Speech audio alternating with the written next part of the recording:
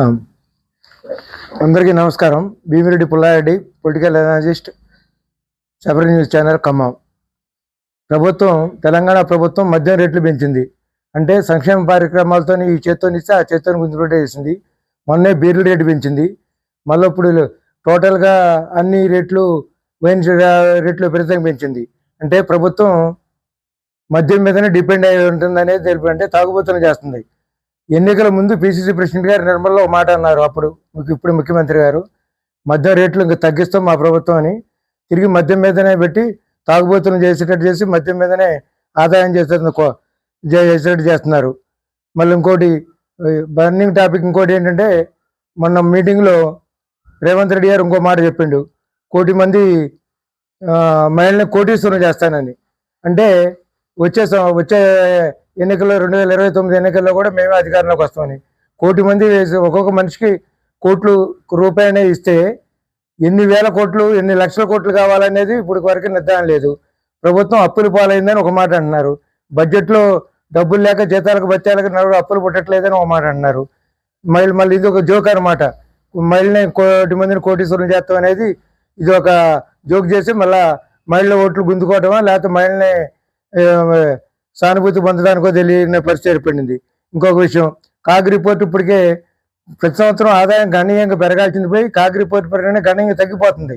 అంటే ప్రతి సంవత్సరం ప్రతి ఆదాయం మనిషి ఆదాయం కానీ కుటుంబ ఆదాయం కానీ పెరగాలి, కానీ ప్రభుత్వ ఆదాయం తగ్గిపోవడం నేర్చింది రాను.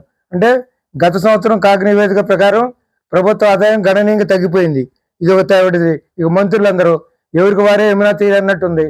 కొంతమంది మంత్రులు మేమే ముఖ్యమంత్రులు అని ఫీల్ అయ్యి ఇతరాట్లో డిపార్ట్మెంట్లో కూడా వారే జోక్యం చేసుకున్నారు అసలు తోలిపెట్టి.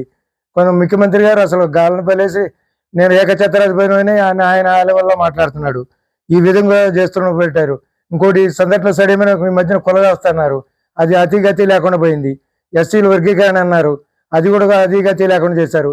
బీసీలు వర్గీకరణ చేయాలంటున్నారు, రాష్ట్రం చేస్తున్నారు, కేంద్రం కూడా చేయాలంటున్నారు. ఎప్పుడు 1931లో ఇంగ్లీష్ వాళ్ళు పరిపాలన చేశారు. కుల వ్యవస్థ అని పెట్టి వాళ్ళు కులగండం చేశారు.